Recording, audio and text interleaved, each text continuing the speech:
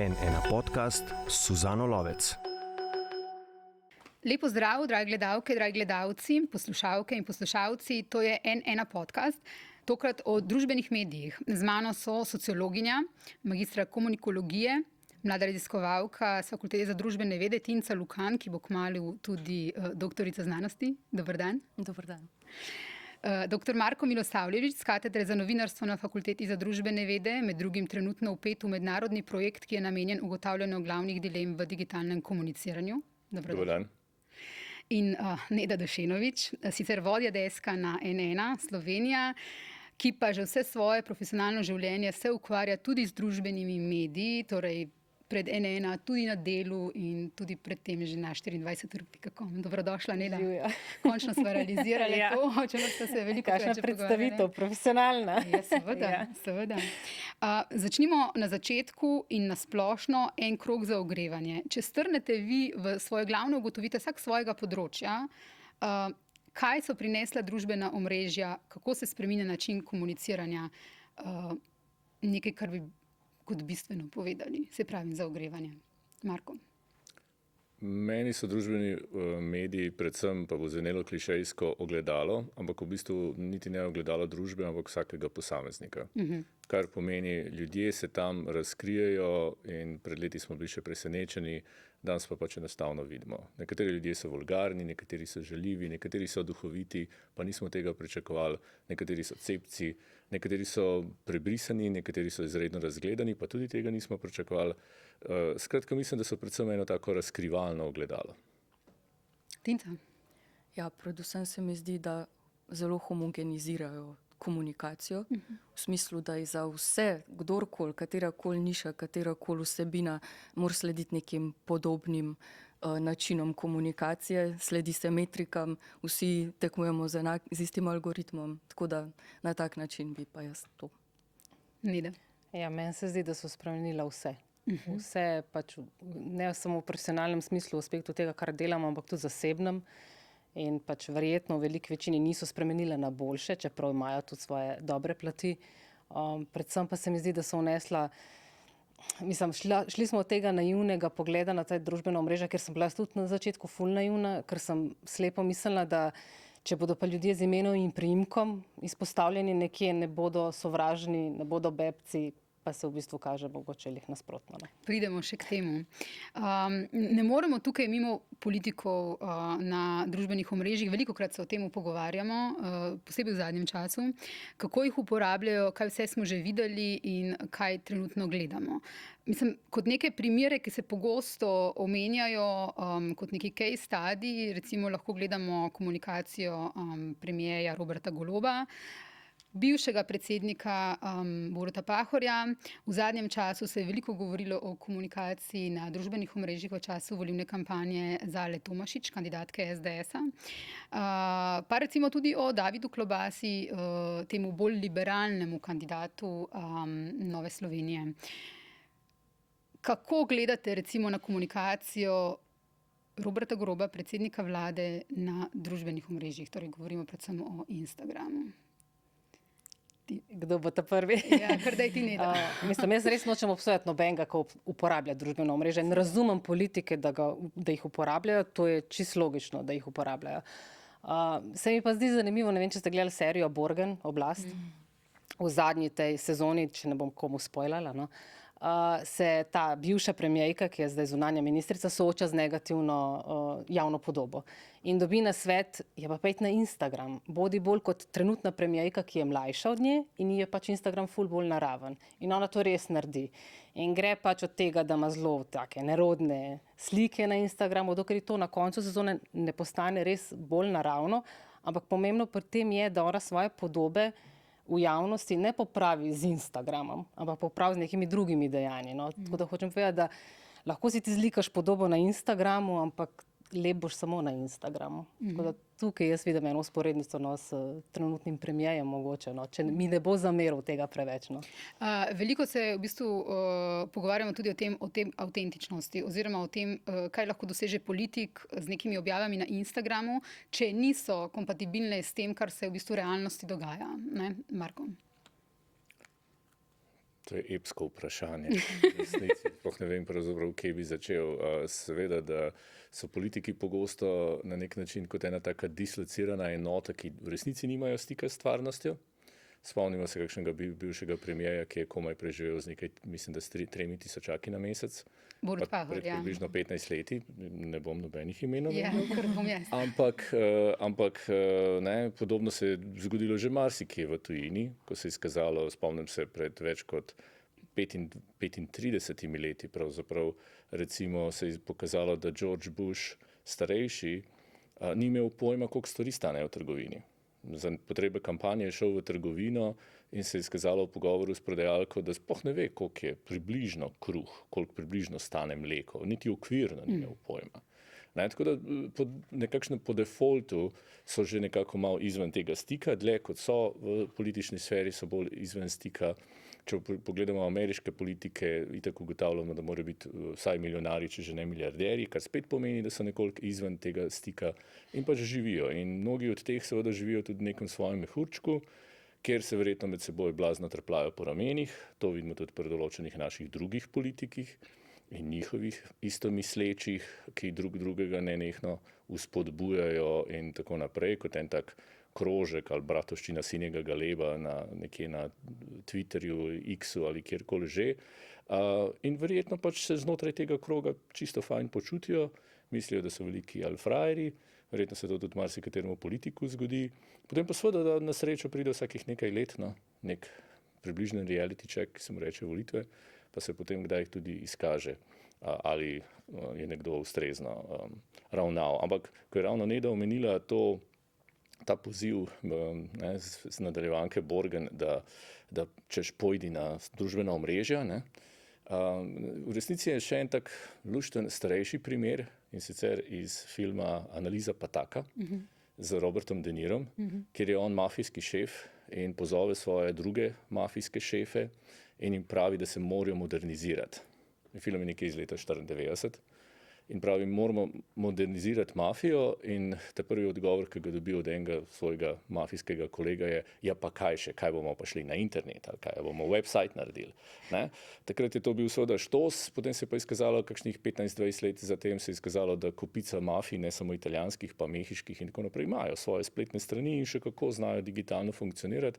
Potem se je to pokazalo tudi v primeru Al-Kaide in tako naprej, skratka, vsi komunicirajo, vsi želijo biti moderni, po drugi strani pa pri marsikomu, tudi pri kakšnem bivšem premierju, bi bilo bolje, ko bi kdaj kakšen telefon z kakšno aplikacijo dal zvečer na stran in raje kaj dobrega pojedel, pa kaj spil, kot pa da tvita ali pa da kako drugače komunicira, ker včasih je tudi treba molčati.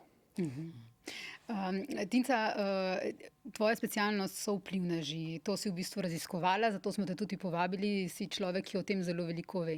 Če primerjaš komuniciranje recimo na družbenih omrežjih politikov in vplivnežev, jim skušajo slediti nekateri, kdaj je to dobro, kdaj je slabo, v smislu za popularnost politika, kje tukaj delajo napake?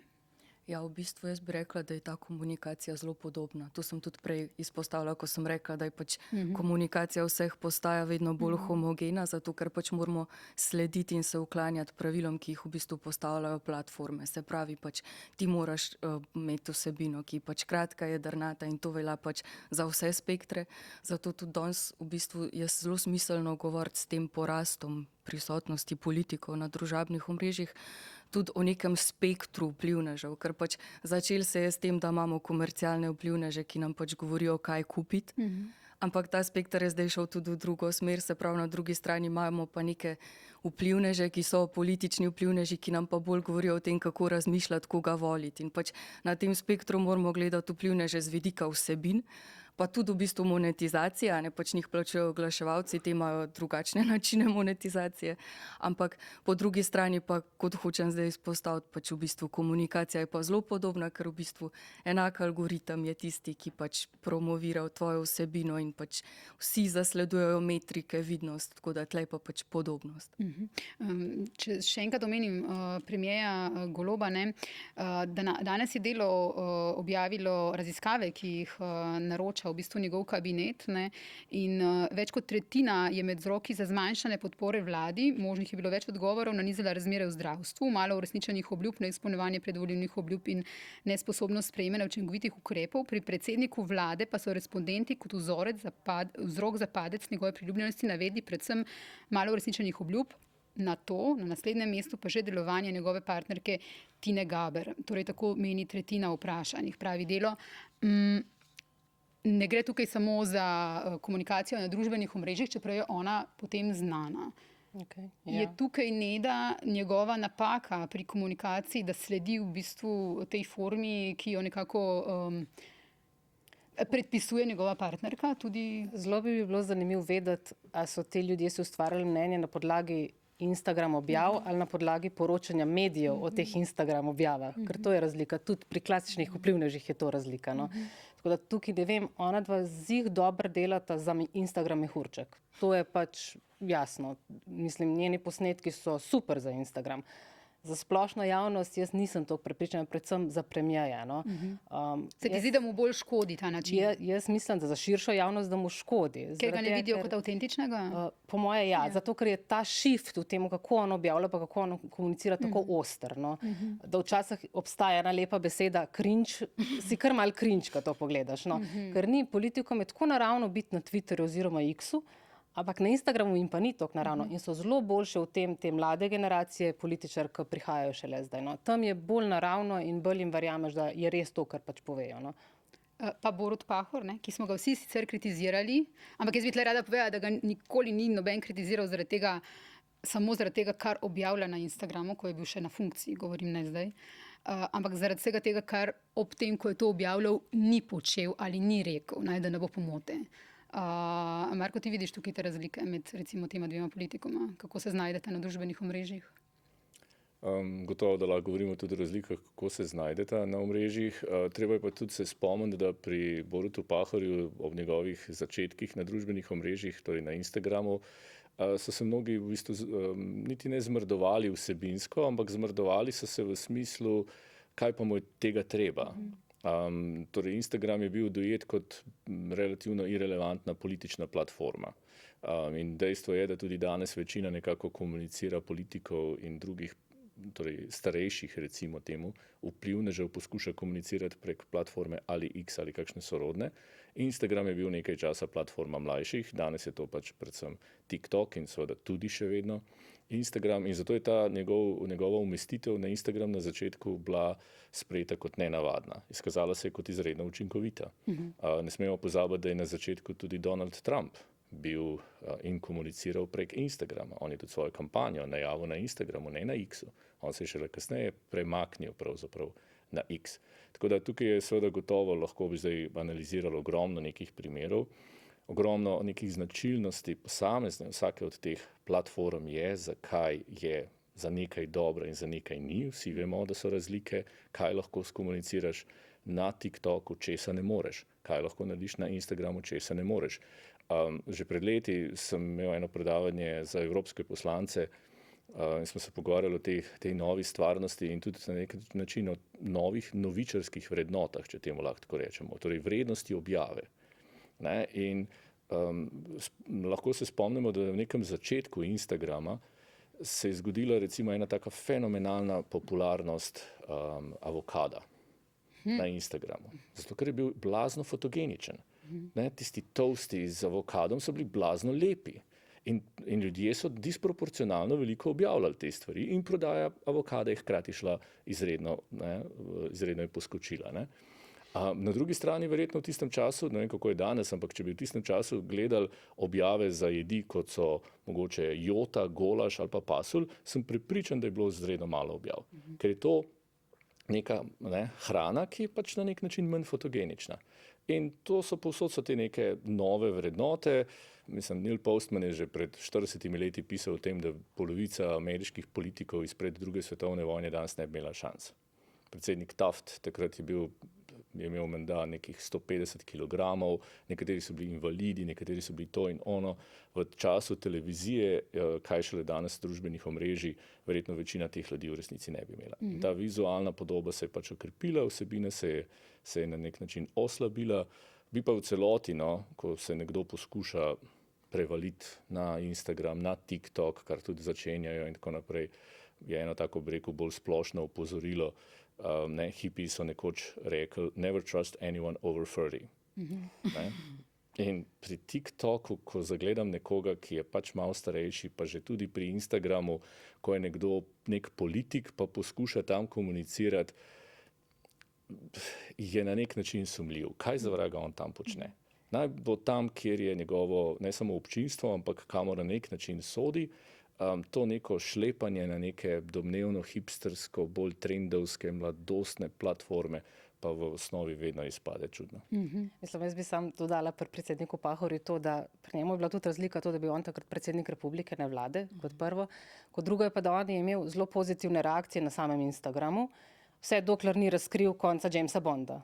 To je bilo prvič, da so se njemu usul negativni komentarji. To sem jaz njega tudi na eni konferenci vprašala in se je javno opravičil za to, tako da ve, da je takrat naredil napako, ampak v resnici je bilo to edino res, res negativno, kar je on lahko naredil. Doživel na Instagramu. Ja, tako.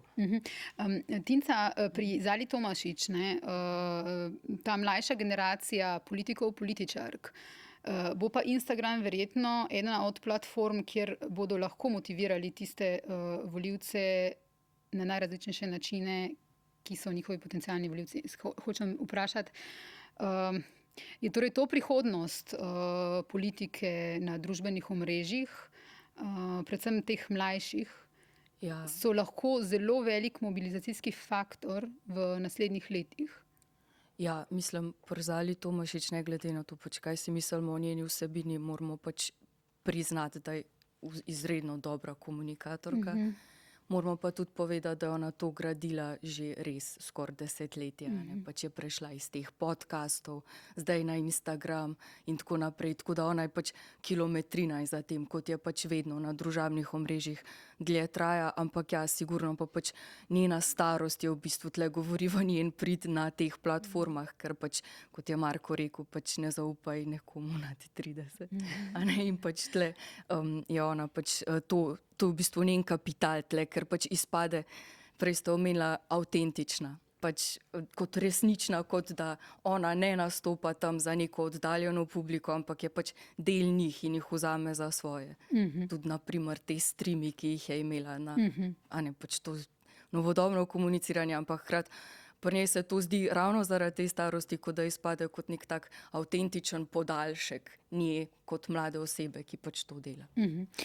Po drugi strani pa, ko govorimo o avtentičnosti na družbenih omrežjih, v bistvu, ki daje učinek, s čimer se strinjamo, avtentičnost, pa občutek avtentičnosti je tisto, kar daje učinek potem, recimo, če govorimo o politiki, se pa moramo po drugi strani zavedati, da je v bistvu ta avtentičnost lahko tudi naučena, oziroma da je vedno, verjetno kot vi ugotavljate pri influencerjih oziroma vplivnežih, vedno ta realnost skonstruirana. Tudi zasebnost, tudi videz, ko nekaj ne funkcionira. Skratka, se publika, ljudje, ki spremljajo družbena omrežja, dovolj zavedamo, da je v bistvu vse, kar tam vidimo, praktično skonstruirano. Meni se zdi, da je tle obstaja spet vidik starosti. Naprimer, jaz sem naredila pač ogromno intervjujev z vplivneži in pač pogovarjali smo se tudi o njihovem občinstvu. In naprimer, oni so tisti, ki so bili malo bolj iskreni v intervjujih, so pač povedali, ja, ko imaš ti publiko, ki je ful mlada, ki so, ne vem, mladoletni, najstniki, to so najbolj goreča publika, ki je pripravljena tudi kupiti tvoje izdelke, aktivirati kode, ki jih ti promoviraš. Problem nastane, ko ta publika zraste, ker pač ljudje pač, ko zrastemo, pač bom rekla, nismo več toliko neumni, ali ne vem, kako dozorimo. No. In pač to je bil tudi problem za ta pač poslovni model vplivnežev, ker kar naenkrat nima več te publike, ki je bila kot 17-letnik pripravljena kupiti vsako šminko, kar naenkrat to ni več, ker pač ljudje odrastejo in pač to se odraža na ta način, naprimer, ampak seveda pa najstniki vedno obstajajo in naprimer zdaj je na TikToku, tako da pač oni so tista najbolj angažirana publika In tle pa pač nastane problem, kakšne vsebine oni konzumirajo. Ampak če smem, Ja, če smem seveda. dodati, ne, saj to je klasična pač težava vseh, ki nagovarjajo najstnike. Ja. Jaz se spomnim ene konference, medijske konference, kjer so vsi govorili o svojih težavah, ne, New York Times in Guardian in tako naprej. Potem se je pa oglasil en nemški kolega, najprej nismo vedeli, kdo v bistvu je, in rekel, vi vsi v resnici sploh nimate problema, mi imamo problem. Rekel, jaz sem urednik revije Bravo. Naša kompletna publika se v približno 3 letih popolnoma zamenja. Nihče ne bere Brava več kot 2-3 leta.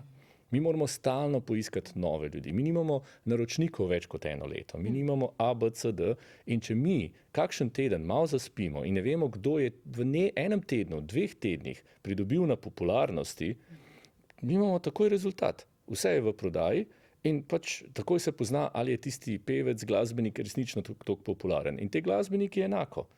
Sej, če greste zdaj pogledati, a boste kje našli ali pa kje se kje prodajajo CD-ji, vinili, karkoli že, Caught in the Act, Rebelde.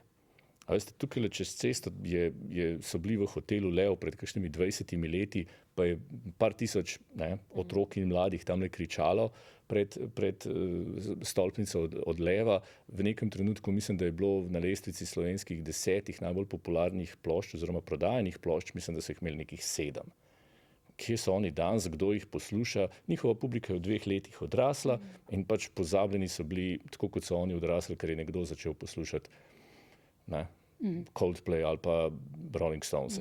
In tukaj je pač ta klasična težava za odraščanjem.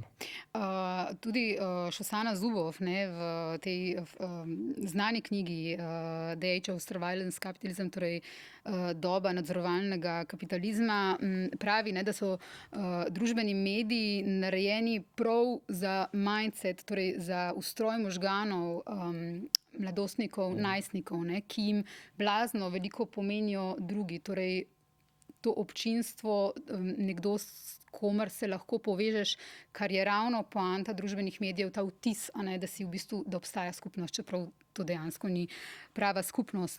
Ona recimo v tej knjigi ugotavlja tudi, da se to ravno kaže pri mladih, se pa vedenje mladih postaja bolj avtomatizirano z družbenimi mediji in manj namerno vedenje. Skratka, da nas družbeni mediji tudi k temu usmerjajo. Ko govorimo o družbenih medijih, se pogosto pač moramo ustaviti tudi pri vplivnežih. Tinca, vi o tem, kot sem rekla, veliko veste, veliko veš, se pravi, če smo se zmenili, da se bomo tikali vsi 4. Kaj je tisto, kar bi recimo, ker ti ugotavljaš, da tudi najstniki pogosto rečejo, da si želijo biti vplivneži. Kot prvo vprašanje o tem, kaj bi jim rekla slovenskim najstnikom, ki si želijo postati vplivneži? Ja, zanimivo vprašanje. Pač z vidika dela bi jim povedala, da to zahteva veliko dela, pa konsistentnost ni. Pač vseeno je treba priznati, da tako mi malo zamahnemo nad vplivneži, ampak tle v zadnje je veliko dela, tudi znanja. Pač in ne moramo zdaj reči, ja, brez veze tam se spremljajo. Kot drugo bi pa rekla, da naj poskusijo, zato ker spet veliko veščin lahko dobiš prek tega, veliko se naučiš. Po drugi strani bi pa svetovala, da pač ne deliš svojega osebnega življenja, pa ne monetiziraš svoje identitete, ampak se rajš osredotoči na neko nišo, neko temo, mogoče nekaj, kar znaš. Ne vem, na delavnicah, ki jih imam zdaj, mi punce rečejo, ja, pa nimam niše, kako ne. Pa smo pač zadnjič govorili, da v bistvu, če imaš rada spanje, govor o spanju. Veliko zanimivih podatkov obstaja na to temo in pač tudi družabna omrežja rabijo več take vsebine, ki nekoga nekaj nauči, in to bi jim svetovala. Ampak imajo algoritmi radi to, da se človek na temo osredotoča, ali hočejo ravno zasebne življenja? Kaj je tisto, kar na družbenih omrežjih, recimo, če smo pri TikToku pa pri Instagramu, kaj je tisto, kar pali? Ja, tanka je meja, seveda najbolj pač deluje tisto, kar je pač tvoje osebno življenje, tvoja identiteta, ampak tudi z edukativnimi vsebinami se da, ampak pač sigurno pa ni taka eksponentna vidnost, kot pač če govoriš o sebi. Je pa drugače biti vplivnež v Sloveniji kot v tujini, ne? Ja, mislim, veliko je nijans. za izpostaviti je naprimer ena izmed takih najbolj očitnih je, da pač v Sloveniji so metrike veliko manj pomembne, zato ker je pač majhen trg, sploh ni trg niti, ampak je vse bolj tako, kdo koga pozna, ker ta niša je zelo majhna in so metrike manj pomembne, posledično tudi ta algoritemska prekarnost pride manj do izraza, ampak cene so pa še vedno, lahko grejo v nebo, so primerljive tudi z drugimi trgi, tudi zaslužki so dobri. Tudi da so ponekod celo višji, ne, kot recimo v Avstriji ugotavljaš. Ugotavljaš tudi, da v bistvu, če zelo posplošim, da si lažje vplivneš, če si iz premožne družine, si lažje to privoščiš, ne? Da imaš backup. To je zelo pomemben pač podatek za izpostaviti, da tisti, ki so samo vplivneži, ki služijo samo od tega, so v Sloveniji večina, ne govorim za vse, ampak večina pač prihaja iz nekih višjih socioekonomskih razredov ozadij, zato ker pač ti rabiš, to je zelo negotovo delo. Tebi ne platforma, ne oglaševalci, nobeden ti ne garantira ničesar in pač posledično ti rabiš imeti varnostno mrežo in v Sloveniji je pač značilno, da ti to varnostno mrežo pač nudi družina in zato je pač to je tudi ena izmed pomembnejših ugotovitev. To je to, kar si rekla, ne? Torej, temu se reče algoritemska prekarnost. Ne? Koliko pa recimo zaslužijo tisti, ki največ zaslužijo v Sloveniji? Ja, rekordi so za TikTok, torej kratek vertikalen video, so tudi do nekaj 1000 evrov. Ampak potem se pa seveda vplivneži razlikujejo po poslovnih modelih, ker pač bolj, ko ti postaneš uspešen, više, ko greš, bolj, ko si viden, imaš ti možnost, da razvijaš neke lastne poslovne modele na podlagi tega in nisi več odvisen od oglaševalcev. Ampak v bistvu, naprimer, začneš prodajati pajkice, je najbolj znan primer, a ne, tle pa v bistvu segajo letni prihodki, zdaj že tudi do milijonov. Pač, tako da ja, odvisno od poslovnega modela. Neda, ko smo pri oglaševanju, ne, na družbenih omrežjih, recimo na Instagramu, zdaj influencerji, vplivneži in vplivnice, predvsem gre za vplivnice v Sloveniji, ne, praviš, da gre za zelo feminiziran poklic oziroma delo. Koliko se držijo tega, da morajo zdaj napisati oglas? Ja, zdaj v zadnjem tednu se ful, ker to je bila pa kar drama. No? Začeli se je aprila. Sicer je ta zakon veljavil, mislim, da že eno leto, ampak so inšpektori začeli aprila to malo bolj nadzirati. In potem se je pač razdelilo na dva pola, na tiste, ki so pač, zakaj pa moram to zdaj delati, na tiste, saj skrajen čas, jaz nimam nobenega problema s tem, bom tako. Ampak v zadnjem tednu, kar se je pa zgodilo, je pa to, da so inšpektori čisto ne popuščajo in v bistvu za vsak story, ki ga ti objaviš, moraš napisati zraven, da je oglas. Inšpektorju ni dovolj, da ti narediš prvi story, pa napišeš, naročnika moraš tudi napisati, moj naročnik je ta pa ta, to je oglas, to je blazina, ki mi je všeč. Ti moraš na vsakem storyju, ko boš to blazino pokazala, spet napisati oglas. To se mi zdi že pač pravno, nismo potrošniki toliko neumni. Po drugi strani pa pač, ko se je to začelo in so morali začeti označevati to, jih je pa veliko uporabnikov je bilo presenečenih, kaj vse je oglas. Naprimer, izlet z mojimi prijateljicami je bil oglas. Šle so v hotel, šle so na večerjo, jaz kot uporabnik sem to dojemala, kako v redu druž se z prijateljicami, dokler ni začel vsak story dobivati oglas. In je bilo vse plačano. Tukaj pa bolj, ampak jaz dvomam, da je kakšna zgubila bistveno veliko followerjev na ta račun in tudi opazila sem, da pustimo to, da one zdaj pač malo skrivajo tudi ta oglas, ampak tudi, če ga na veliko napišejo, to krata, ne vem, tak balast, to, da niti ne opaziš. No. Tako. Ampak če smem dodati, zdaj pa z regulacijskega vidika, s katerim se rad ukvarjam, ima precej sizifovsko sicer, ampak vseeno, tudi tukaj potem vidimo, to nedojemanje na nek način novih medijev. Ko poskušaš na nove medije aplicirati neka stara pravila, kjer pač imaš seveda stvari pri storiju nekoliko drugače strukturirane in koncipirane, kot pa mogoče pri nekem klasičnem oglasu. Ko moraš ti kot vendarle pokazati neko fleksibilnost, neko razumevanje narave tega medija, da tako rečem, družbenega medija, kakšen je TikTok, kakšen je Instagram in tako naprej, kaj se tam realno da tudi na vse zadnje narediti.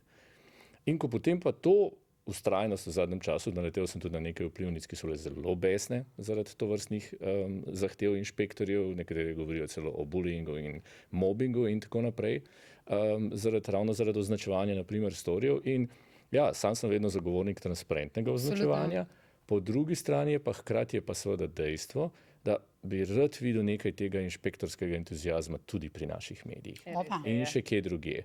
Ker tega pa tam toliko manjka. In seveda, da ko pridemo do tega, da je neka vplivnica, ki v resnici, če smo čisto iskreni, ni ravno pretirano vplivna, ko gre za družbeno moč, je postavljena napram nekemu velikemu mediju, iza katerega stoji kakšen milijonski tajkun ali pa 100-milijonski tajkun, potem seveda tam nenadoma ta inšpektorska moč in volja čudežno izgine. In tukaj bi samo morali imeti neko konsistentnost. Torej, absolutno smo za to, da je transparentno pri vplivnežih, ampak da bi to transparentnost, voljo in moč inšpektorji pokazali tudi tam, kjer so večji denarji in pri medijih, ki so bolj družbeno vplivni. Tako je. In druga stvar, potrebna bi bila v bistvu razprava, ki je v zadnjem času nažalost povsod manjka. Rabili bi razpravo glede zakona o medijih, rabili bi razpravo glede zakona o RTV, o celovitem, rabili bi razpravo o zakonu o STA, ne da je že kar napisan, pa nihče ne ve, kako in zakaj. In potrebovali bi razpravo o tem, kako modernizirati pač zahteve glede oglaševanja. Nekatere stvari so danes enostavno tehnično drugačne, kot so bile pred leti. In to je približno, prej sem se na nek način zarekel ob Rebelde, ker v tistem času so prodajali CD-je. To je približno tako, kot bi danes nekdo nekoga ocenjeval na podlagi tega, koliko CD-jev proda. Mogoče ta podatek ni več relevanten. In podobno je pri kakšnih stvarih glede, ne bom rekel, samo oglaševanja, ker potem pa je upravičeno tudi kakšen vplivnež reče, ja, čakajte, ampak ko pride športnik na večerno oddajo in nosi majico polepljen z vsemi svojimi sponzorji, na kapi ima čepico, na kateri ima še par dodatnih sponzorjev, v čem se ta zadeva razlikuje od vplivneža, ki pred kamero maha s svojim izdelkom, s svojimi pajkicami ali pa maha z nekim izdelkom nekega sponzorja. In tukaj pa nastane pač dejansko težava, kako te dve stvari ali razmejiti ali pa zliti v enoten model. Kaj pa prihajajoči zakon o medijih? Ti praviš, da se obeta pač zakonska definicija in regulacija, ampak nisi zadovoljen z njo. Ne, daleč od tega. Okay, če bo to tako sprejeto, bo izredno slabo, da ne bomo uporabili kakšne hujše besede. Tudi vplivneži so noter omenjeni, tudi definicija vplivnežev je, blago rečeno, slaba, diplomatski, se trudim, se zadržujem. In enako velja za mnogo drugih vidikov. In tukaj se pozna, da pripombe javnosti, po mojem mnenju, niso bile ustrezno upoštevane, mnoge stvari niso bile ustrezno implementirane.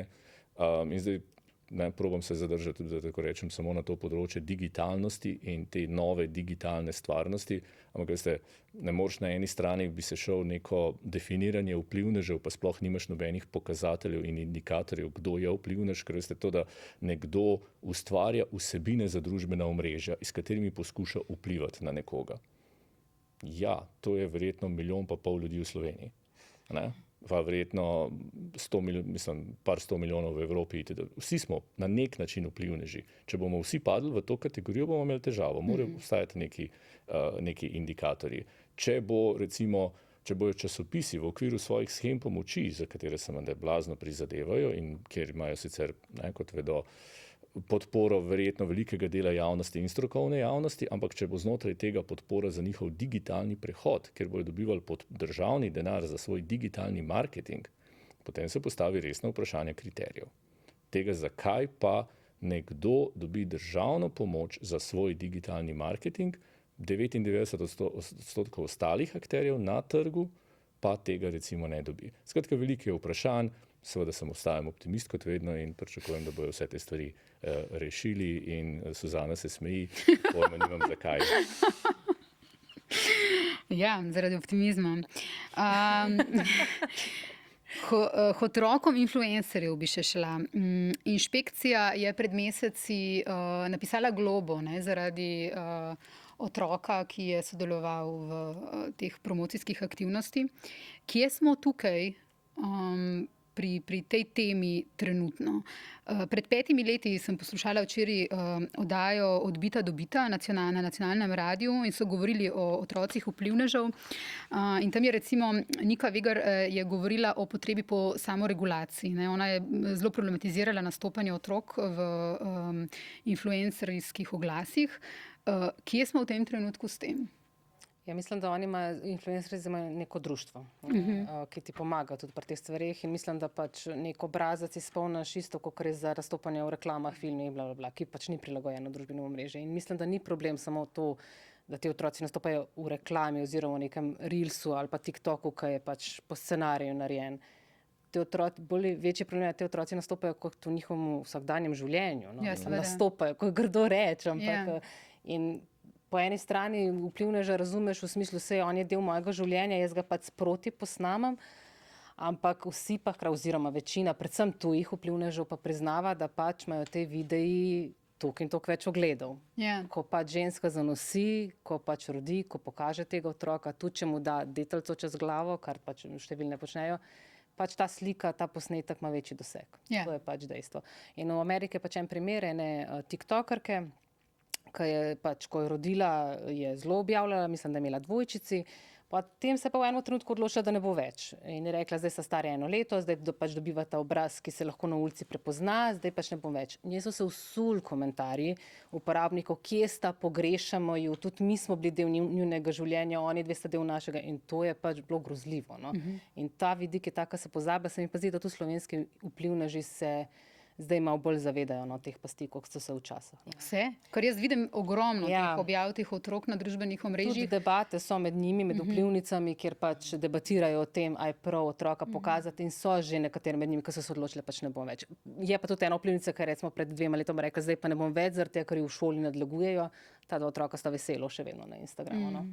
Da po moje je videla, da je pač padel doseg, pa se je odločila, še vedno bom kazala. No?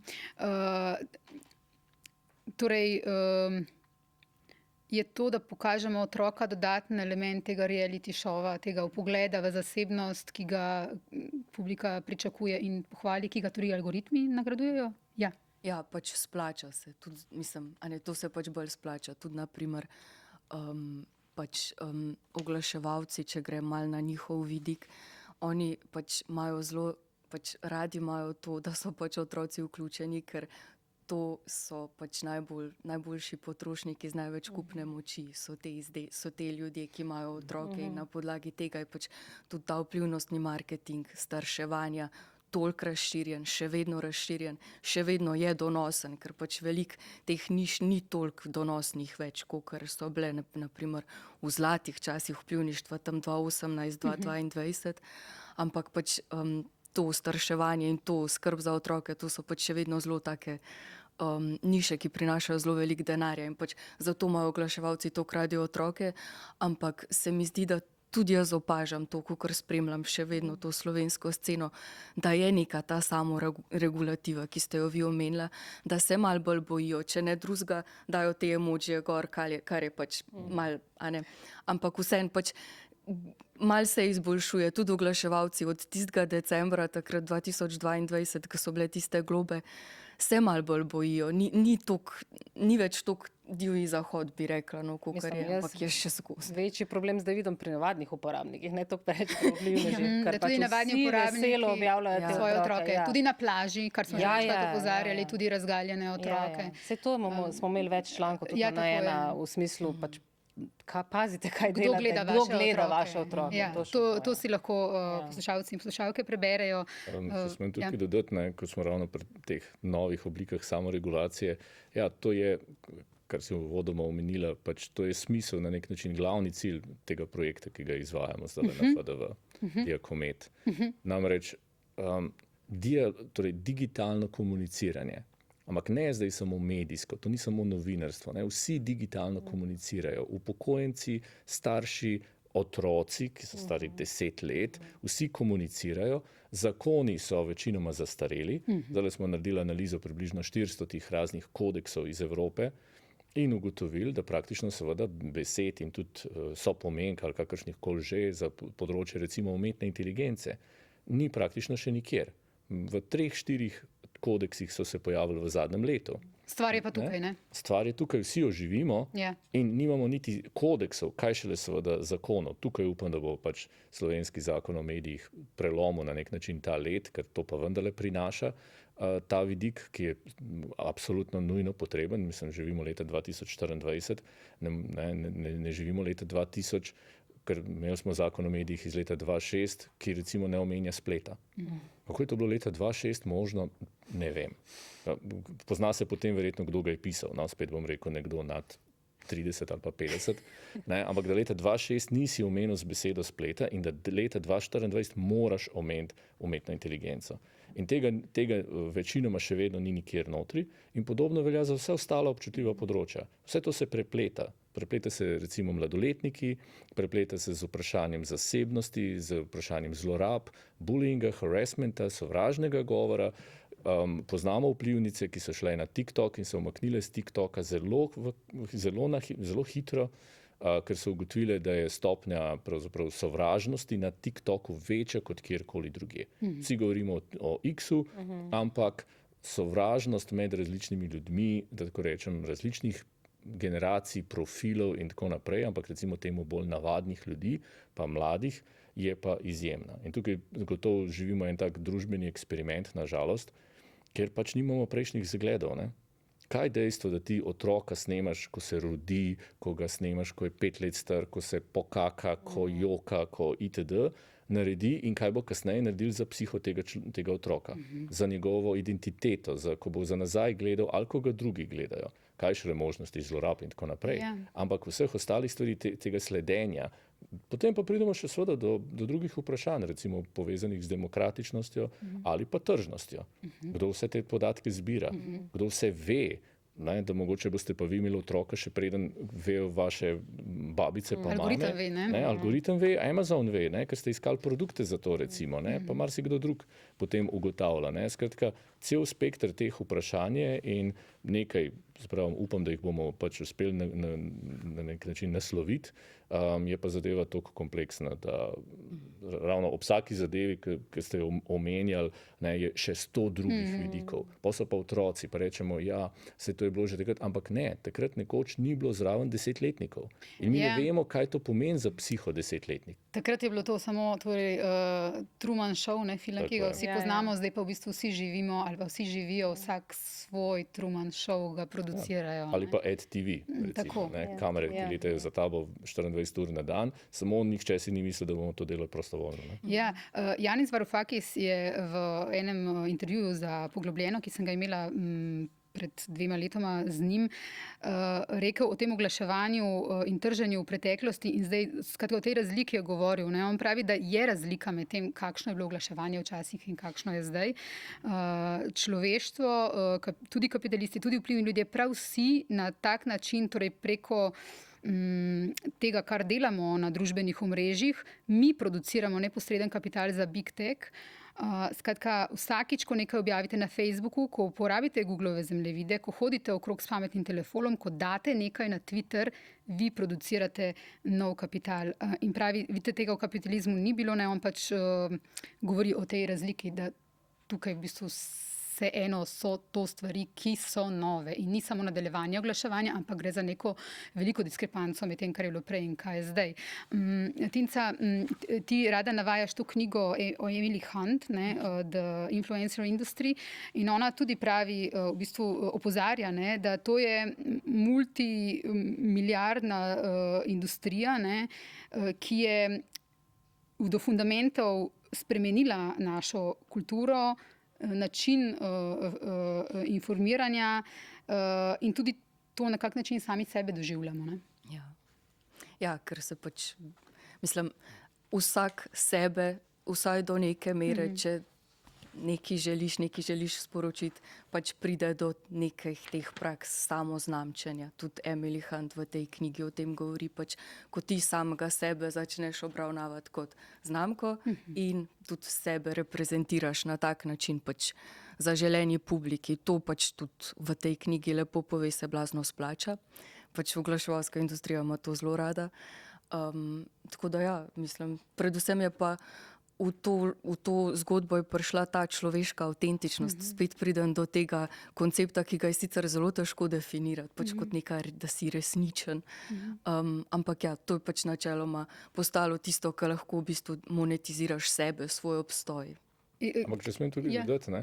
Pozablja se pa na nek način ena stvar in to je ob vsej vprašanju tako imenovanega nadzorstvenega kapitalizma, o vprašanju tako imenovane ekonomije pozornosti in podobnih reči, je pa reč, ki se ob tem dogaja paralelno, in to je v bistvu refeudalizacija. Namreč bogati so vedno bolj bogati, pa ne govorimo zdaj na splošno, ampak govorimo o tehnoloških mogotcih. In mi govorimo, pozornost pa se preusmerja v bistvu na vplivneže. In vplivneže se danes predstavlja kot nekakšno možnost zelo demokratične zadeve, nekaj, kar je podobno temu, k čemur je služil rock'n'roll nekoč, kar pomeni fantje iz delavskih družin so sanjali, da postanejo rock zvezde. To je bila demokratizacija. Danes v Angliji ugotavljajo, to je imelo pomembne implikacije za mobilnost v družbi. Ljudje so postali milijonarji itd. Na račun demokratičnih industrij, kot je bila glasba. Ker pač filmska ni toliko demokratična, ker rabiš za sabo 100 ljudi pa milijonske budžete. Rock'n'roll ali pa punk ali pa tehno je lahko vsakdo naredil. Danes je to se prikazuje kot influencerji, samo ena stvar se pozablja, ne? Večina influencerjev so v resnici delavci, malo bogatejši, nekateri to potem znajo v Ameriki in tako naprej uspešno tržno zapakirati in potem dejansko v paketu z medijsko pozornostjo postanejo res multimilionarji ali pa se že prihajajo iz take družine, kot so Kardashians, Jenners in tako naprej. Ampak pravih bogatašev, siceršnjih bogatašev, kaj šele starih bogatašev, ni na družbenih omrežjih. Hčerka od lastnika od LVMH, ki je direktorica firme LVMH, torej Louis Vuitton in vseh ostalih, ki sodijo zraven, torej je nedavno dala intervju za Financial Times, v kateri so jo pač povprašali o tem, da torej, slučajno, da tako rečem, nekako so ugotovili, da ona je pa dobila otroka. Ampak v resnici je skrivnost spol otroka in ime otroka. Ne obstaja fotografija tega otroka. Pri nas imamo kakšne tajkune, za katere mislim, da obstaja ena sama fotografija, recimo, ne? Ampak tudi sicer. A ta z kranjskega sodišča, misliš? Ja, tako je. Ja. Pa še za kakšnega bi se našel, ampak so večji, ne, mogotci, da tako rečem, ki so skriti, ki pravi so vedno anonimni, pa za prave v resnici izveš tako, ne bom rekel slučajno, ampak sicer. In enako je seveda v tujini. To niso Kanye West in Kim Kardashian ali pa kdorkoli že. Taylor Swift je milijardna danes, ampak delavka na nek način. Ne? Potem so pa pač tisti ali stari, ali pa dejansko današnji Jeffy Bezosi in vsi ostali, kjer z njimi enostavno ne moreš tekmovati. On je vsako sekundo bogatejši verjetno za milijardo. Njegova žena, ki se je ločila od njega, je podedovala, da tako rečem, ob ločitvi nekaj 100 milijard. In kakor jaz poznam, je ona v bistvu edina od teh novih milijarderk, ki dejansko resnično pomaga družbi. Vsak dan pride kakšna novica, da je dala milijone in milijone raznim izobraževalnim institucijam, nevladnim organizacijam itd. Jeff Bezos se ukvarja s fitnessom,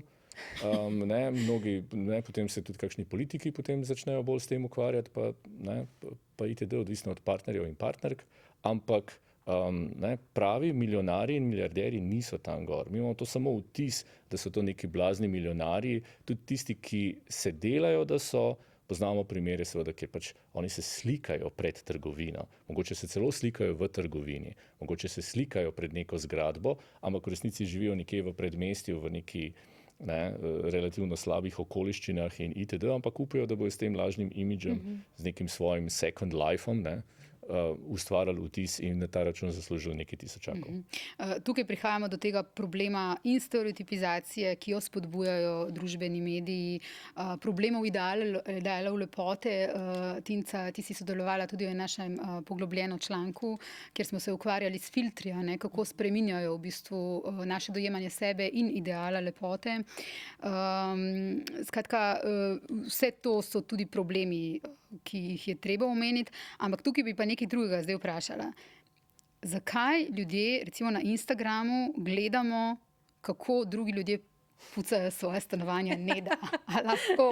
A to imaš pač dve vrsti tega, kako pucajo stanovanja. Ali nekaj druga pripovedujejo, pa vmes pucajo, ali pa ti dejansko kažejo, kako pucajo, se pravi ta izdelek se uporablja. Se mi zdi, da prevladuje tale prva, kar nekaj govorijo, pa pucajo zraven. Ne vem, jaz ne vem, ampak jaz to gledam. Ampak zakaj to ljudi pomirja, da gledajo, kako drugi opravljajo neko aktivnost, ki jo tudi sami opravljamo? Zakaj nas to pomirja? Je to zakaj se v bistvu... Ne vem, če je to kdo ugotovil. Ja, to bi mogli narediti kakšne ankete ali pa fokusne skupine. Ampak To me malo spominja na tisto slavni norveški televizijski program, na katerem v bistvu predvajajo samo... Ja, Slow Television. Ker predvajajo samo gorenje drv v kaminu. Ja.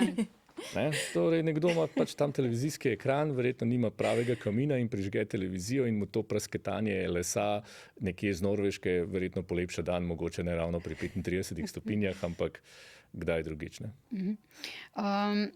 Prihajamo na novinarstvo in družbene medije. To je sploh težka tema. Kako so družbeni mediji spremenili novinarstvo? Ja, ne vem, Marko, boš ti to Bo Marko povedal teorijo, tebi bi pa tole vprašala, Neda.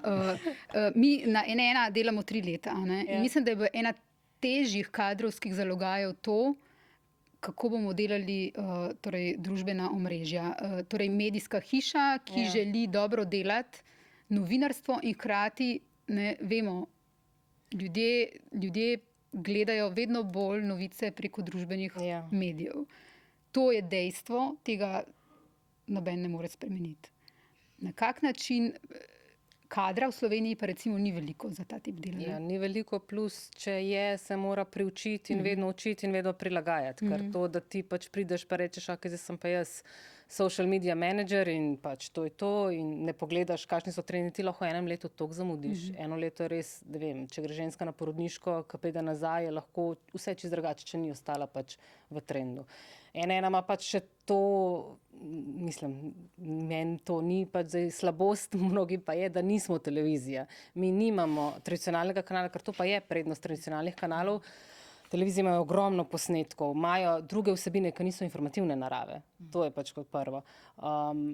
In pač mi moramo vse v resnici narediti na novo. Za Instagram, za TikTok, edino, kjer lahko mi linke svojih člankov objavljamo, je Facebook. S Facebookom in mediji pa vemo, kako je trenutno, je pač v padanju. Okay. Kaj delajo ti v bistvu družbeni mediji, da tako z lepo slovensko besedo downgradajo novice? Zakaj ne marajo novic? A zdaj po novem. Zakaj novinarstva ne marajo? Včasih so nas imeli zelo radi. Včasih je bil pač Facebook izživel od tega, da so mediji vsebino objavljali. Pač ljudje so prihajali na Facebook, da so to gledali. Potem mislim, da je bila enkrat sprememba vmes, ker se je ta newsfeed, če se prav spomnim, nekaj se je spremenil. Da je Facebook kao hotel, da ti več vidiš svojih prijateljev. Potem je Facebook ušel v to, da Facebook prvi, da je svet lep, ne, da je svet, ampak svet je pač ni lep.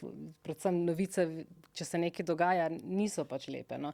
Zdaj imamo tudi ta problem, da Facebook novice o Ukrajini še spusti čez, novice o Gazi ne. Težje, ne? Težje, ja. Tako da tukaj pač objave se več uporabnikov ne prikazujejo. Tako nas pač v bistvu downgrade. Tu, če imaš ti všečke, tu, če imaš sledilce, pač uporabnik ne bo tvojih objav videl bo pa objave, ne vem, lahkotne vsebine, klipe smešne, tako v tem smislu. No. Marko, pridem takoj do tebe. Tinca, zakaj algoritmi ne marajo torej, tako imenovanih težkih tem, ampak resničnega življenja, pravega resničnega življenja, tega recimo, ki ga novinarstvo prikazuje? Zakaj torej imajo radi... Da banaliziram posnetke, kako nekdo čisti svoje stanovanje, nek XY človek na muziko, ne mara pa tega, kaj se dogaja v Gazi. Ja, to je verjetno bolj vprašanje za platforme. Sigurno, Jaz bi rekla, da je to pač povezan s to samo ekonomijo pozornosti, na podlagi kjer pač delujejo družabna omrežja, ker pač če boš ti videl to novico, kaj se dogaja v Gazi, pa te bo zanimalo, pa boš kliknil na ta link, da bo to odpeljal pač iz platforme. Bi pa sam še dodala, da je mogoče tle zanimiv tudi ta vidik, kako se v bistvu tudi, ko ste vprašali, kako so družabna omrežja spremenila prakse v novinarstvu, pač tudi v novinarstvu prihaja te prakse vplivnežev. Prihajajo, pač lastna znamka je vedno bolj pomembna. Bom sledila Suzano Lovec na Instagramu, pa bom tako dobila link do novice. Jaz jim to govorim. Ne, da me prisila, da sem na Instagramu. Postal brand. In so te prakse še toliko bolj pomembne, kdo je v ozadju novic. Saj to je tudi ful zanimiv pri TikToku. No. TikTok je bil ful časa pač platforma za ples in pač petje sinhronizirano z glasbo. Ampak, ko se je pa zgodila vojna v Ukrajini, je pa switch se naredil. In tam so pa pač ljudje začeli novice potem spremljati. Videla sem tudi pač zdaj, ko je Gaza, je na TikToku bistveno več tega, oziroma sem jaz v tem mehurčku, da te stvari vidim, kot je pa na kakšnih drugih omrežjih. Ker na Instagramu pa vem, da vplivnice, ki pač govorijo o tem, govorijo, da imajo njihovi storiji manjši reč. Na TikToku pa nisem še zaznala, da bi jih prav ustavljali to, no? Če objavljajo to vsebino. No? Najnovejša raziskava Reuters instituta, ta teden smo poročali o njej. Najpomembnejši vir novic ostaja Facebook, čeprav že več let upada. Pomembna sta YouTube in WhatsApp. Še naprej se po lestvici vzpenja TikTok, ki je prvič prehitel omrežje X oziroma Twitter. Kako smo se mediji, kot svetlo točko, ne pa raziskava, izpostavlja podcaste, a navaja, da gre tukaj za neko manjšinsko dejavnost oziroma bolj privablja le izobraženo občinstvo, kar lahko jaz potrdim. Kako smo se mediji in novinarji pa priučili v bistvu temu, da moramo delati tudi za družbene medije? Pa se ti zdi, da smo se priučili? Ne. Praviš, mislim, da ne. Večina ne. Ja. Ja, mislim, da tudi novinarji imamo isti ta problem kot politiki. Da pač rečemo, zdaj pa nov trend, zdaj pa tole moramo iti, pa gremo, pa je mal cringe. Ampak imaš pa svetle izjeme, absolutno si ti svetla izjema pri tem, ker si se prilagodila odlično. No? Ampak je pa veliko, no, mislim, je kar težava. No? Težava je slediti vsemu temu. No? Še meni, ko sem vedno v tem, pa sem štartala s Facebookom, pa mi je bil TikTok izziv. Ko bo naslednje družbeno omrežje, ne vem, ga bom lahko osvojila tako naravno, kot sem do zdaj vse, ko so prihajali, ker sem pač odraščala s tem. Tinca, samo še to predem, Marko, da je gledam. Tinca, kako bi slovenske novinarje ocenila na družbenih omrežjih? A jih spremljaš? Ja, Suzano Lovec. Kar kritično, prosim. Vse jih ni, mislim. Ja, Mislim, na Twitterju so. Na Twitterju smo, ne? Ja. Mislim, vsej zase lahko govorim, moje naravno stanje je Twittera, ne? Ja. Ja, sej v bistvu ti tudi, če gledaš tvoj Instagram, ti v bistvu šeraš včasih za kulisje pa članke. Ti nisi novinarka, ki greš pa narediš story. Ja. Kar pa ameriški novinarji delajo. Ker bi bila cringe. Ja. Ne vem, če, no. Ampak ameriški novinarji to naprimer delajo. No. Ja, se tudi nekatere slovenske novinarke na MMC-ju bi pohvalila, ne? Ja, res je. Delajo tudi te razlagalne članke, recimo na Instagramu zelo dobro. Bomo se tudi mi trudili še tukaj. Ampak, no, skratka za neko oceno. Ja, ne vem, mislim, načeloma sej, ko ste omenili, gre na gor, mislim, gre boljše, ampak ja se mi zdi, da je pač X neko naravno okolje novinarjev in tako zelo neke take zaprtega mehurčka, ki mogoče ne pride do neke širše javnosti. Na TikToku opažam stvari, da pač gre na gor, ampak ja, pa ne vem, mislim, v redu, ampak lahko bi bilo pa boljše, ampak se ekipa ne, mislim. Ker v bistvu to, kar moramo mi skrbeti, je tudi to, da pač ne moramo se delati, da tega ni, ne, na družbenih omrežij in da ljudje ne konzumirajo tam, ker vemo, ne, vsak dan spremljamo rating, od kje pridejo ljudje do nas. Ne. In se mi zdi, da tukaj v bistvu premalo delamo, da bi mi tudi naredili en korak do njih, do javnosti, do publike, pa da bi tudi bolj jih osvestili, zakaj je pomembno, da kliknejo na naš članek. Pa to se je zgodilo na TikToku pri Ukrajini pa pri Gazi, ker so stvari razlagali ljudje, ki niso novinarji. In pa so dobili oglede, so dobili sledilce, ne vem pa, če jim res lahko zaupaš. To pač je pa problem lahko. No, to je ta večen problem. Komu zaupati in kako ljudem razložiti, da rabijo še vedno tradicionalne medije. Marko, zdaj pa res prihajam k teoriji oziroma k temu, gledamo tebe, da boš dal odgovor. Kako so družbeni mediji spremenili in ga spreminjajo novinarstvo? Spet je eno od tistih vprašanj, ker lahko zdaj ene par doktoratov na to temo napisal za vsako platformo in za vsako desetletje posebej. V resnici spet, da tako rečem, ne vem, kje bi začel. Spremembe se pač dogajajo že ves ta čas. Ljudje se poskušajo prilagoditi tem nekim spremembam že ves ta čas. Vem, da so recimo na delu uvajali računalnike nekje leta 91-92 so uvajali računalnike in nekateri starejši novinarji niso želeli tega. Nekateri so vztrajali pri tem, da oni svojih tekstov ne bodo tipkali na računalnik, ker nima duše. oni bojo pisali na tipkalni stroj, ker na tipkalni stroj je pisal Hemingway in John Didion in vsi ostali velikani. In to ima dušo, medtem ker računalnik nima. Zdaj malo podsmehujemo temu kot nekakšen neoludizem, ampak vse to se je potem ponavljalo ob vsaki novi zadevi. In vedno je prišla neka nova reč. Potem so se nekateri probali prilagoditi, starejši so se zmrdovali, dostikrat tudi upravičeno, ker se je izkazalo, da v bistvu v 90-ih pa 2000-ih letih pravzaprav še ni bilo ustreznega poslovnega modela za monetizacijo vsega tega. Second Life je propadel, MySpace je propadel, Facebook je prvi, ki je uspel od družbenih omrežij in Google je bil prvi brskalnik, ki je uspel. Yahoo je propadel. Lycos kot brskalnik je propadel. Niso bili uspešni pri tem. In seveda, po vseh teh letih, če zdaj gledamo malo starejše preko generacije, verjamem, da se je tudi marsikdo že malo trudil. Ker težava je pa v tem, da se ti prilagodiš, ko pride do spremembe z računalnika, z tipkalnega stroja na računalnik. Okay. Ampak danes se ti moraš prilagajati vsaki novi platformi in uredniki se morajo prilagajati vsaki novi spremembi algoritma. Vsak teden, vsak dan spremljajo te stvari. In to je precej naporno. Ampak v ozadju... Ja, dvojna delovna doba, pa to, povemo šefom. In v ozadju tega je pa spet, kar se tiče širše slike, peščica programerjev nekje v Kaliforniji, pa ene par programerjev na Kitajskem. In ni verjetno slučajnost, seveda, da je TikTok glede Gaze nekoliko bolj odprt kot pa ameriške platforme. So v zadju tudi določeni geostrateški in kapitalski interesi. Seveda, da so, saj nismo naivni. Ampak dejstvo pa je, večina teh firm prihaja tam nekje iz Kalifornije, mogoče še kakšne iz Teksasa, ima kakšne podizvajalce in večinoma tam določajo celemu svetu, kaj se bo gledalo, bralo, kako se bo bralo. Nekdo tam se je odločil, da na Instagramu, spomnimo se, Instagram je bil nekoč platforma za fotografije. Danes, če hočeš tam biti, moraš imeti seveda video, moraš imeti takšen pa takšen video, formati so določeni, dolžina je določena, sekundaža, niti ne minutaža in vse ostale stvari so določene. Vse, kar ti preostane, je, da slediš temu. In enako je pri vseh ostalih. Če vidiš, da nek naslov ne gre skozi, če vidiš, da neka fotografija ne gre skozi, menjaš fotografijo. Ampak to je vse diktat. In ni nujno, da gre za metriko. Gre lahko enostavno za algoritem, ki ga je nekdo tam arbitrarno postavil, pa ne veš točno zakaj. Ni nujno, da je. Spomnimo se eksperimenta Facebooka pred leti, ko je v enem od svojih vehementnih nastopov, da tako rečem, v nekaterih zanje manj pomembnih državah, malo izklopil medije, pa malo zmanipuliral svoj algoritem. Med njimi je bila tudi Srbija, pa potem so bile še neke države iz Afrike, Azije in tako naprej.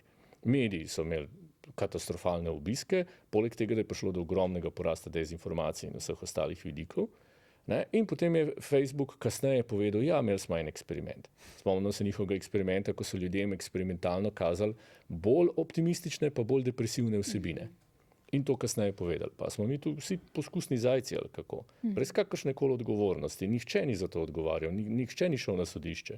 V Ameriki to že vsazga, ki mu spodrsne v McDonald'su, ampak za tisto ni nihče šel na sodišče. To so celi družbeni psihološki eksperimenti na milijardah ljudi in nihče za to nikoli ni odgovarjal in trenutno še ne.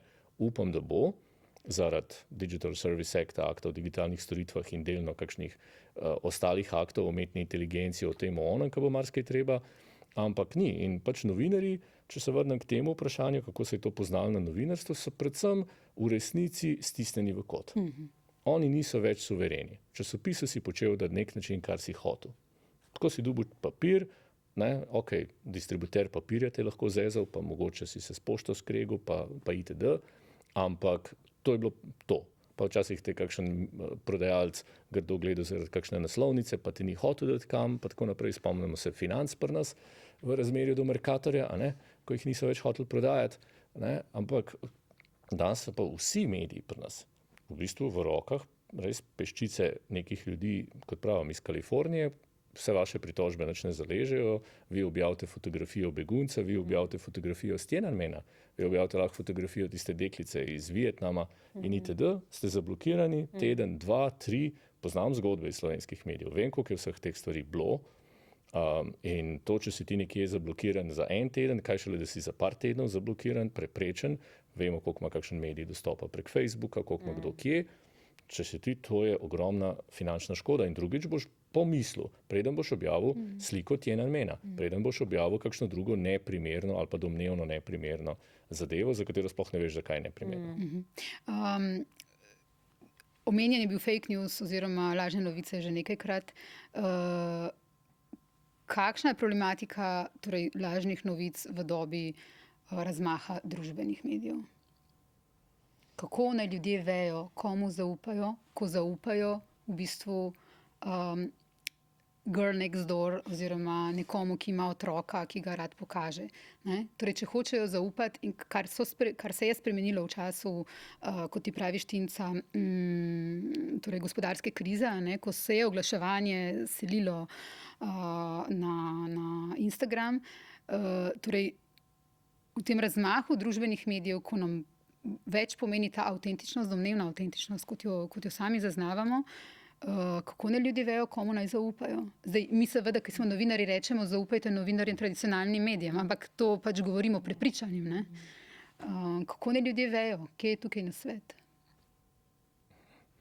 Smem jaz leteti z enim mislijo, da sklenem tako rekoč krog, ne, tako bi rekel Mirče Iliade, ne, pridemo spet do politikov, ki smo jih prej omenjali. Ne?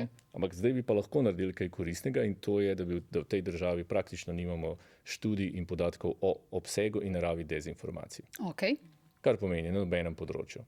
Koliko je tega na področju zdravstvenih informacij, koliko je tega na področju tržnih storitev, torej zavajanja potrošnikov, uporabnikov, tega, kar ste tudi tukaj na N1 recimo otvorili, tako rekoč z določenimi spornimi praksami na Radio Slovenija in z oglaševanjem hrane ali prehranskih dodatkov ali različnih stvari.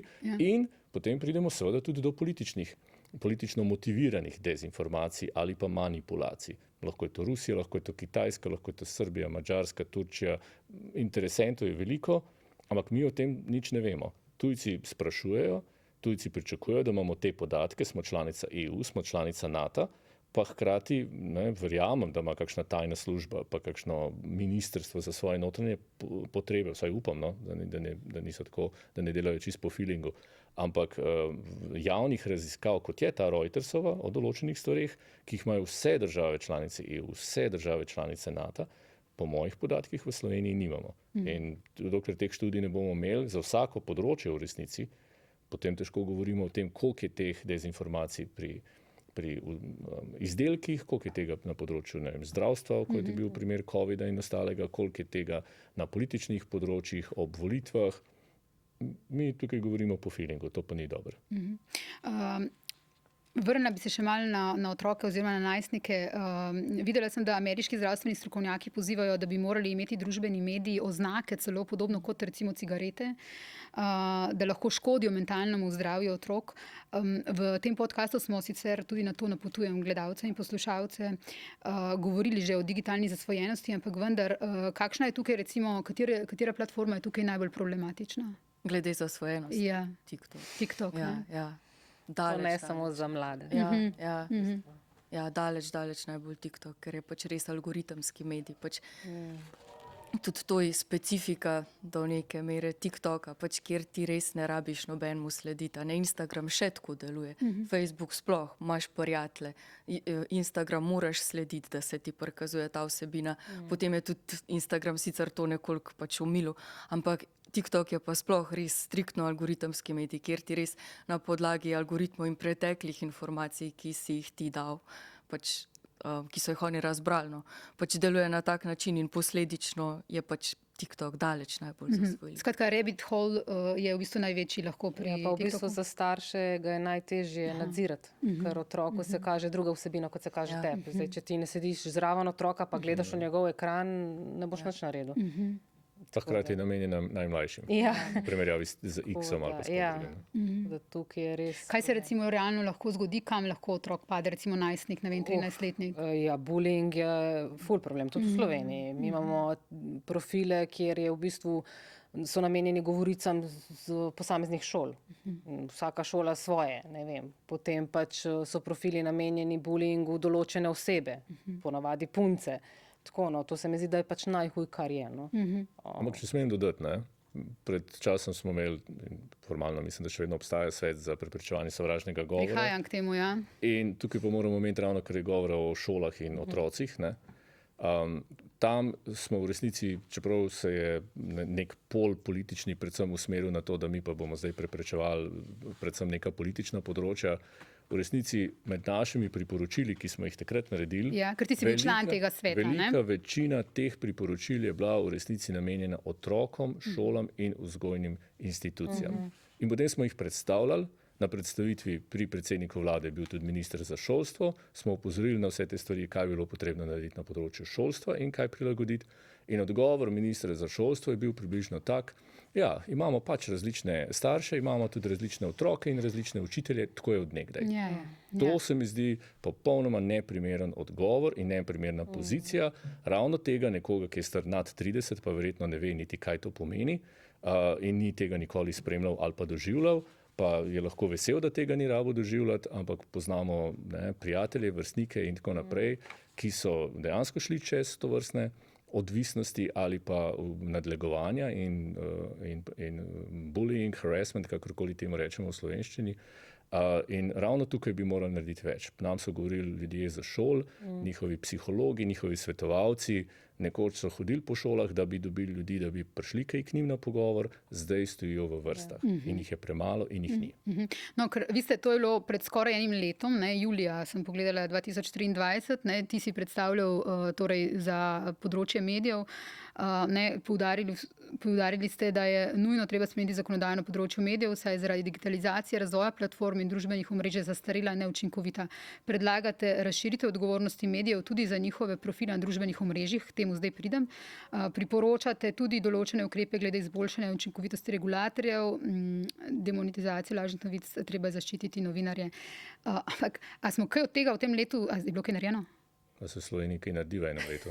Da se v Sloveniji kaj naredi v 3 Ampak letih. to ni nekaj, kar bi lahko čakalo več let. Ne? Hočem reči, problematiko imamo dnevno, ne, o tem poročamo. Ne? Mi to vemo, pa Ja. starši to vedo, ampak pač nekateri politiki, mogoče so tudi starši, ampak verjetno živijo ravno v tistem paralelnem svetu, v katerem je živel George Bush ali pa kdo drug. In se pač stvari lotevajo, tako kot se lotevajo stvari pri nas počasi. Jaz sem zadnjič zasledil en primer, en regulator, ne bom ga imenoval, že tako me ne marajo preveč, ampak je razrešil nek primer in ugotovil torej, da ni razlogov za nek njihov postopek, so ugotovili po 8 letih. Ne? Ja, v tem času, torej, če bi njih sledili, bi verjetno oni zdaj odločali o MySpaceu. Toliko so zastareli, toliko časa rabijo. In to so stvari, ki rabijo nemudne odgovore, nemudne spremembe zakonodaje, enako je z medijsko zakonodajo, ampak ne bom tukaj samo, vmes je prišel akt o digitalnih storitvah in tudi naš zakon o implementaciji tega akta, ki delno odgovarja na določeno od teh vprašanj, ampak to je seveda neka splošna evropska rešitev, ki pa potem zahteva še določeno tudi implementacijo, ampak ukvarja se predvsem z sovražnim govorom.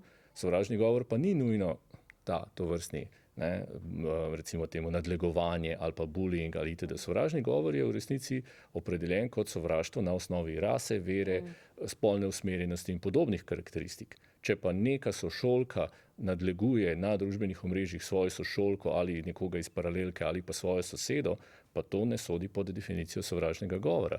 In sodi pa pod specifično današnjo stvarnost, ko ljudje izvajajo harassment ali bullying ne več pri 30 ali pa 50 letih, ampak pri 12 letih. Ko govorimo o sovražnem govoru, skratka omenjeno je bilo tudi, da morajo tudi mediji, da imajo tukaj novinarji in mediji, medijske hiše, bi mogli imeti tudi dolžnost, da skrbijo, da tega sovražnega govora ni tudi na družbenih omrežjih, torej tudi pod objavami, da tudi to je del medija. Zdaj mediji se tukaj bolj ali manj trudimo, da v bistvu ta sovražni govor zamejujemo. Poznava midve obe konkretne primere, kako je včasih to težko, ko je treba že vnaprej predvideti, kje se bo sprožil plaz. Tukaj po moje bi mediji še vedno lahko več naredili, ampak je pa treba zelo paziti na tem. Recimo tudi zdaj ob paradi ponosa oziroma mesecu ponosa smo spet videli kupe sovražnih sporočil na družbenih omrežjih pod objavami na medijih.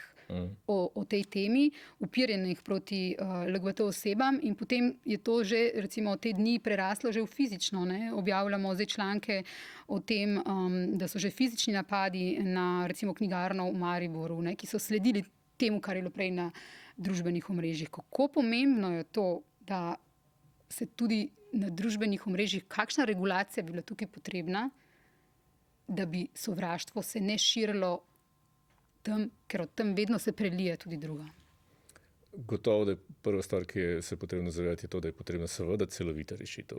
In da danes ogromno teh problemov izvira iz samih družbenih omrežij kot takih. Ne več nujno iz spletnih strani medijev.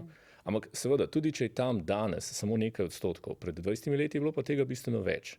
Ne? In takrat so mnogi mediji to dopuščali, nekateri z uradnim argumentom, da omogočajo svobodo izražanja, nekateri, da ni ustrezne definicije, kaj je prepovedano, nekateri, da je to tehnično neizvedljivo. Vsi pa vemo, da je to bilo v resnici tržno zelo atraktivno. Ker tovrstni komentarji so sprožili proti komentarje ali pa za komentarje. Ljudje so se potem spodaj vneli, razburjali, kregali itd. In seveda vsaka sekunda, ki jo je človek preživel na tej spletni strani in pisal komentarje in delil in všečkal in itd., je seveda bil nek možna monetizacija sa strani medija. To je podaljšal obisk na njihovi spletni strani. In Facebook je to že zdavnaj ugotovil, zato smo pa dobili vse te znakce, ne, spodaj. Se nekoč je bil samo všeček, ne, like. Ampak potem so ugotovili, da to njim nič ne pove. Tržno jim ne pove dovolj. Potem so pa uvedli razne znakce, zato da so ugotovili, kaj je relevantno, in ugotovili so seveda, da je najbolj relevantne so v resnici znakci za bes in pa za žalost. To so najbolj tržno atraktivne vsebine. To, da si ti nasmejan pa srečen, to je vse lepo in prav, ne, ampak kot vemo, ne, bad news is good news. Ne, ko je neko dosežek, okay, če je športni, ja, to se vsi na to nalepijo, ampak če je pa kakšna druga lepa stvar, če je pa vlada uspešna, če je neka institucija uspešna, ok, v redu, ampak ne, slaba novica je v resnici tista, ki je bolj privlačna. In enako je pač na družbenih omrežjih. Treba je njih ustrezno zamejiti, treba je okrepiti ekipe, ki bi morale biti recimo na regulatorjih, na AKOS-u, na inšpektoratih, na itd., da bojo to ustrezno nadzorovale. Pred časom je bil tudi v Ljubljani predstavnik irskega regulatorja, kjer bojo morali še posebej zaostriti stvari, ker so zdaj pristojni več ali manj skoraj za celo Evropo, ker je Google tam stacioniran, pa Facebook. In si je razlagal, ne, uslužbenec tega regulatorja, da pač bojo okrepili ljudi, približno je v odstotkih, bi rekel, kot da je zdaj tam 30 ljudi, do konca leta jih bo 200, naslednje leto jih bo pa 500. Ne? To je jasno. Če hočeš to zamejiti, moraš imeti ljudi na regulatorju, moraš imeti svetovalce v šolah in hkrati pri medijih narediti tistih nekaj odstotkov ali pa mogoče 10%, ki se jih danes še da narediti. In komentarji ali pa ustrezne opredelitve tega, kako mediji morajo delovati na družbenih omrežjih, če želijo biti še vedno nek piedestal pomena in hkrati imeti privilegiran položaj. Če pa ne želijo, prav, samo potem ne rabimo imeti zakona o medijih, potem ne rabimo imeti pomoči za medije, potem ne rabimo imeti posebne dostope do informacij za novinarje, potem so enaki kot katerikoli tržni ali pa vplivnež ali pa fitness trener, ki je strokovnjak za COVID ali pa kdo drug. Torej, pravica in odgovornost medija. Tinca, bi lahko vplivneži tukaj tudi pomagali, torej proti širjenju sovražnega govora? Mislim, ja, seveda bi lahko, ampak tudi pri vplivnežih. Ne govorim zdaj o celotni populaciji vplivnežev, ampak tudi jaz sem na primer v intervjujih opazila ta način razmišljanja, ker so tudi oni ne vedno, velikokrat so rekli, najslabši del mojega dela so ravno sovražni komentarji, ki so predvsem na TikToku, zato ker tam ljudje pač nastopajo ne s svojimi imeni, ampak so neki user 1, 2, 3, 4, 5. Ampak vseeno je pa treba tle poudariti še en vidik, neka skupina vplivnežev, ki so pač želijo še rasti, želijo še uspeti, so pa v bistvu bili veseli, da so prejemali te hate komentarje. Zato spet ta razlog engagement. A ne, ker so rekli, ja, pač metrike mi to poviša, dobro je. Pač splača se mi, a ne, ker pač oglaševalcem pa vsem ti poročaš metrike in pač to je pač zvišan engagement. Tako da Torej v bistvu jim sovražniki prinašajo denar. Ja. Lepo maščevanje. Ja, in so pač rekli, ja, ne, dajte, meni je to znak, da sem uspel, a ne, pač tako da jaz bi tle mogoče malo bolj odgovornost dala, pač platforme tako delujejo. A ne, mislim, Torej, platforme imajo ta glavno odgovornost. Oni so tisti, na katere že mediji, mi moramo poskrbeti, ne, tako kot skrbimo, zato da ni hate speecha pod našimi članki in tudi na naših družbenih omrežjih. Ne. Ampak platforme so pa tiste, ki so odgovorne. Ne. Na to vsi pozabljamo, na Big Tech. Ne pozabljamo, samo nekako se ne sliši to mogoče, ki je v kakšnih ustreznih institucijah ali pa oportuno pozabiti, ker so tudi za tega kakšni lobiji in ekonomski interesi in ne smemo tudi zdaj govorimo o zakonu o medijih.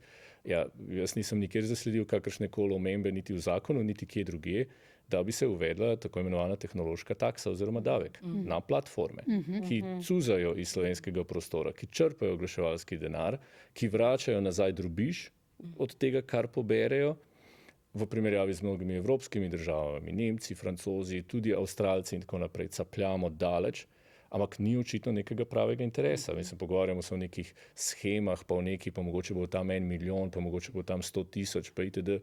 Pred 5 leti smo imeli razpravo na odboru za kulturo v parlamentu in sem dal številke, primerjal sem, kaj bi v Sloveniji lahko že takrat pobrali, ali pa 8 let nazaj, od platform, v primerjavi z številkami iz Francije, v primerjavi z, glede na ponderirano, glede na populacijo, glede na bruto nacionalni prihodek. Takrat bi že morali dobiti od njih približno 3 do 4 milijone. Identično temu, kar so Francozi že dobivali. Nič več, nič višja stopnja, nič karkoli, samo glede na bruto nacionalni prihodek, število prebivalcev, koliko so Francozi dobili, bi Slovenija morala od njih dobiti 3 do 4. Ob eksploziji oglaševanja na digitalnih platformah v zadnjih 10 letih je ta vsota danes bi v resnici bila bliže 10 milijonom, kar je tudi realno, ker po nekih naših ocenah je približno digitalnega oglaševanja v Sloveniji za približno 70 milijonov evrov. In če je 10 milijonov je manj kot 15%. To je manj kot davek na dodano vrednost. Neda, želela si? Hotela sem samo izpostaviti, ker je rekla, da veliko vplivnežev, ki hočejo še rast, jim je fajn, da je sovražni govor. Imamo pa primer, pa jo bom kar izpostavila, Lepe Afne. Lepa Afna je šla na TikTok in dol z TikToka zaradi sovražnega govora. In zadnjič, in zadnjič je imela, je tudi razložila na Instagramu, zakaj ni na TikToku. Zadnjič je pa prav dala objavo, da zakaj se je odločila, da bo pod svojimi objavami brisala komentarje, ki so nestrpni do drugih, do nje. Ker je rekla, pač jaz na svojem Instagramu teh komentarjev ne želim imeti. Je bila zelo transparentna, ampak ona je velik kreator, no, ona si lahko verjetno to privošči. No. Še vedno ima sledilce in še vedno pač to, kar prodaja, proda. Ker usul se je pa zaradi tega, ker je pa zdaj dala neke kopalke ven za ženskami z oblinami, ženske z oblinami in potem se je usulo, da kakšne so to kopalke, kakšna je ona v tem, pač na osebno raven in je rekla, pač tega ne želim imeti. Absolutno. In je zaprla. Tako da pohvalno. No. Pohvalno. Skratka, Tinca, če končam s tabo, več bi se mogli pogovarjati o odgovornosti platform. Ne? Tam se je vse začelo in tam v bistvu tja gre denar in tja bi mogli biti usmerjeni naši pogledi. Ne? Ja, mislim, pač, mi moderiramo vsebine, za kar bi bile verjetno platforme načeloma malo bolj odgovorne, kot pač spet neko naše neplačano delo za to, da moderiramo komentarje. Najlepša hvala vsem trem. Nekaj tem smo odprli, absolutno bo potreben še kakšen podcast o teh temah. Hvala vsem trem, da ste prišli in sodelovali s svojimi pogledi. Hvala. In hvala tudi gledalcem in gledalkam, poslušalcem in poslušalkam. Prihodnji teden pa še en zelo drugačen in zelo poseben podcast.